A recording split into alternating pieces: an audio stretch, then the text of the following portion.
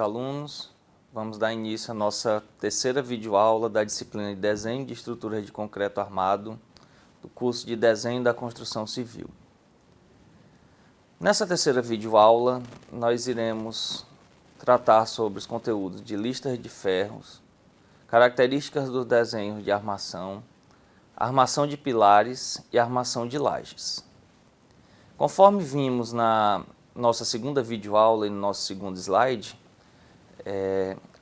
o projeto de ferragem ele vai servir por base para a montagem de uma tabela, onde essa tabela vai descrever todos os ferros que serão utilizados na obra, com a caracterização de cada um deles, a sua nomenclatura, a sua bitola, o comprimento da ferragem, conseguimos visualizar no slide. Nós temos a nossa tabela com todas as ferragens que serão utilizadas na obra. Na tabela nós temos aqui do ferro 1 até o ferro 25, onde na tabela também vem diferenciando a bitola de cada um dos ferros, tendo do ferro 1 ao 8, sendo ferro com bitola de 5 centímetros, enquanto do 9 ao 25 nós temos a ferragem de 10 centímetros. Então, nós temos, conforme visualizamos no slide, temos duas tabelas. A tabela de ferragem que vai ser utilizada na obra e a tabela de ferragem que vai para a compra. Por que que a gente tem essa diferenciação? O funcionário que vai pegar essa tabela lá na obra, ele precisa ver bem mais detalhadamente cada uma das ferragens. Quem vai fazer a compra, ele só vai comprar o quantitativo necessário, ele não precisa a diferenciação de onde está essa ferragem na laje, onde vai estar isso no pilar. Quem vai fazer a compra não precisa dessa informação.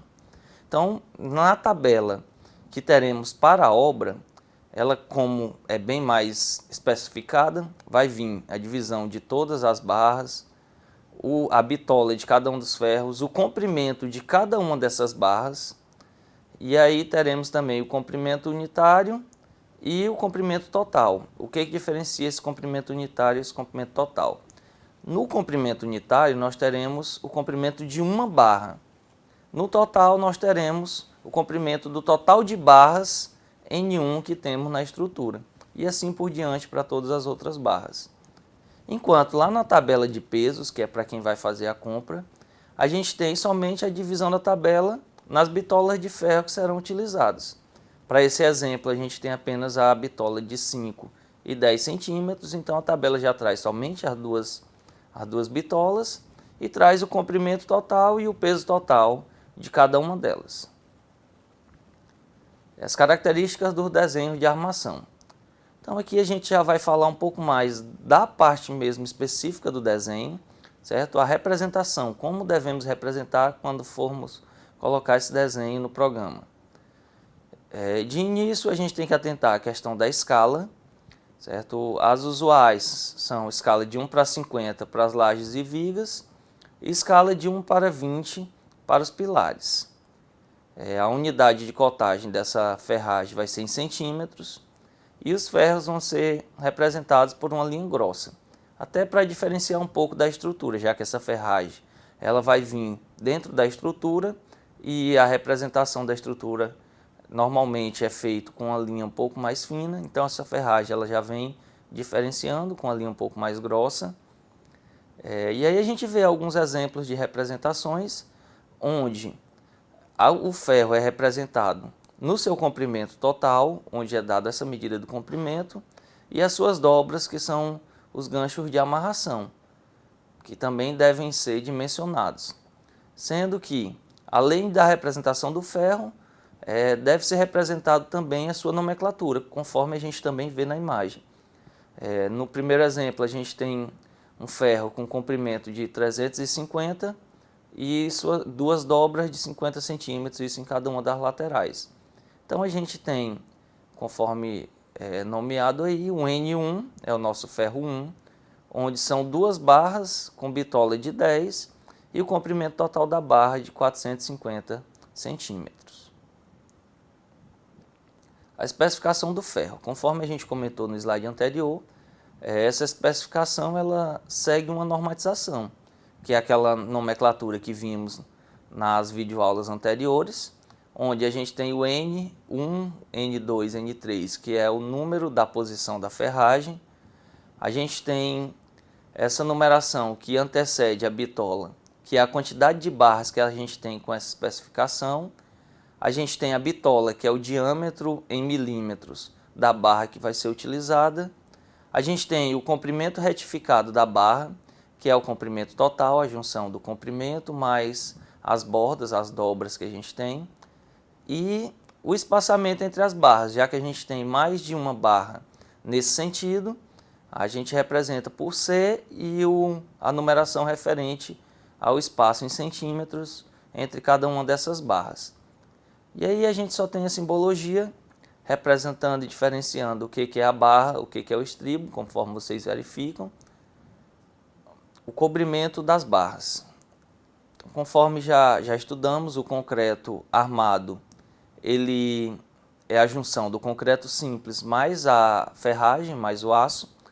Porém, esse aço ele não pode ficar exposto a algumas intempéries, como maresia, agentes químicos, água, entre outros. Então, essa ferragem ela terá que ficar coberta pelo concreto. Mas essa espessura desse cobrimento também é normatizada.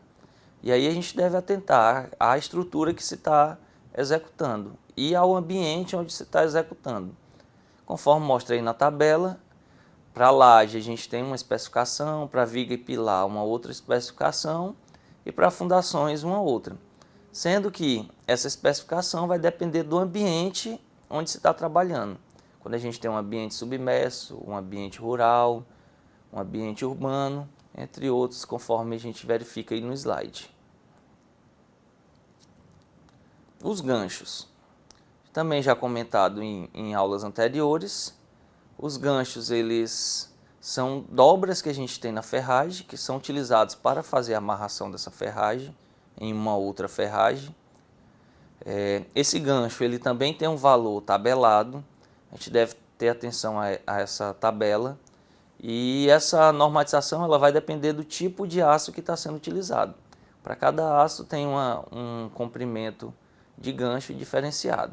A gente vai ver no próximo slide. Fora os ganchos, a gente também tem o comprimento da emenda. A emenda é diferente do gancho, que é uma dobra. Já na emenda é um transpasse entre as barras. Uma barra vai sobrepor a outra para ser feita a amarração. Onde essa amarração ela vai poder ser feita através de solda ou então através de amarração com grampo, arame ou algo do tipo. Também com normatização em tabela. E aqui a gente vê a tabela do CA25, CA50, e nessa tabela ele traz para a gente já o comprimento que se deve adotar tanto para os ganchos como para as emendas. Pegando como exemplo um ferro de bitola de 5 milímetros, do CA25, a gente deve adotar um gancho de 5 centímetros, e caso a gente esteja fazendo emenda, a gente deve adotar uma emenda de 19 centímetros. Já observando a tabela do CA50, do aço CA50, para uma bitola de 5 milímetros, a gente deve adotar o comprimento de 9 centímetros. E caso a gente esteja trabalhando com emenda, a gente deve adotar uma emenda de 19 centímetros. A armação dos pilares. Em regra geral, para fazer a armação dos pilares, a gente deve ter o detalhamento dessa armação no nosso desenho. E esse desenho ele deve ser representado na escala de 1:20, é o ideal, pode ser alterado, mas o ideal é se trabalhar na escala de 1:20. E deve se manter na mesma prancha os pilares do mesmo pavimento. Nunca se deve fazer a mistura de pavimentos em uma mesma prancha. O cálculo dessas barras longitudinais, ela vai ser o comprimento da barra, que vai ser a distância entre os pisos, mais o comprimento da emenda. Então, vou pegar o comprimento de piso a piso e vou acrescentar o que vai ser utilizado de emenda na ferragem. Esse vai ser o comprimento total das barras. Já para os estribos, que é aquela ferragem que a gente viu em videoaulas anteriores, que é utilizada para a amarração da ferragem dos pilares, A gente também tem uma formulazinha básica para esse cálculo, que a gente pega a distância entre os pisos, ou seja, o comprimento de piso a piso, divide pelo espaçamento que vai ser adotado nesse pilar e subtrai 1. E aí chegaremos na quantidade de estribos que vai ser utilizado para a amarração dessa ferragem. A armação das lajes. Na armação das lajes, a gente deve atentar à questão da ação da carga na laje. Se ela vai ter uma ação positiva ou uma ação negativa. Quando esses momentos fletores forem positivos, as barras de ferro devem ser colocadas junto ao fundo da laje, justamente para que essa barra possa vencer essa ação positiva na estrutura. Já quando esses momentos fletores são negativos, as barras devem ser colocadas na parte superior da laje, que aí vai conseguir vencer essas cargas negativas na estrutura. Quando temos a representação dessas barras no nosso projeto, a gente deve seguir algumas normatizações e atentar às seguintes regras.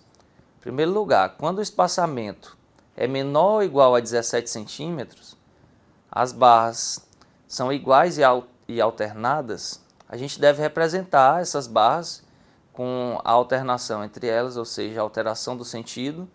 Fora isso, deve-se representar também esse espaçamento que vai ter, esse cobrimento entre uma barra e outra. Já quando as barras são longitudinais e curtas, ou seja, tem uma alternância, temos uma barra completa, depois temos uma barra que vai ser utilizada somente como cobrimento entre elas.